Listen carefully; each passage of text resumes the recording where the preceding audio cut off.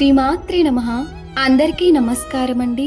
లలితా సహస్రనామంలో 100వ శ్లోకం. అనాహతాబ్జ నిలయ శ్యామోభ వదనత్వయా దంష్ట్రోజ్వల అక్షమాలాదిధర రుధిర సంస్థిత. భావం: అనాహత పద్మములో వశించున్నది, శ్యామల వర్ణములో వెలుగొందునది, 2 వదనములు కలది, కోరలతో ప్రకాశించునది, అక్షమాల మొదలగు వాటిని ధరించి ఉండునది, రక్త ధాతువును ఆశ్రయించి ఉండునది. ఒక్క క్షణం ఊహించండి. ఒక రైతు ప్రతి సంవత్సరం విత్తనాలు నాటేవాడు. కానీ ఒక సంవత్సరం వర్షాలు ఆలస్యమయ్యాయి. పంట ఎండిపోతుందేమో అని అందరూ భయపడ్డారు. అయినా రైతు ఆశ కోల్పోలేదు. ప్రకృతి తల్లి నన్ను నిరాశపరచదు అని నమ్మాడు.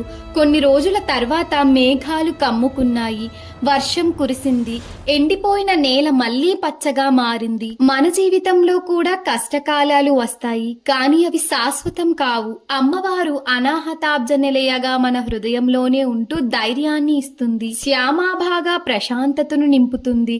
వదనద్వయగా ప్రేమతో కరుణతో మనతో మాట్లాడుతుంది.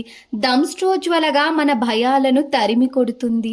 అక్షమాలాదిధరగా సహనం, సాధన, విలువను నేర్పుతుంది. రుధిర సంస్థితగా మన ప్రతి శ్వాసలో, ప్రతి హృదయ స్పందనలో ఉంటుంది.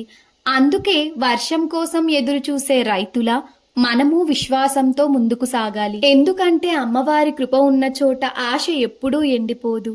ఈ శ్లోకం చెప్పే సందేశం: హృదయంలో విశ్వాసం ఉంటే కష్టకాలం ఎంత పెద్దదైనా ఒక రోజు తప్పకుండా మారిపోతుంది. శ్రీమాత్రే నమః.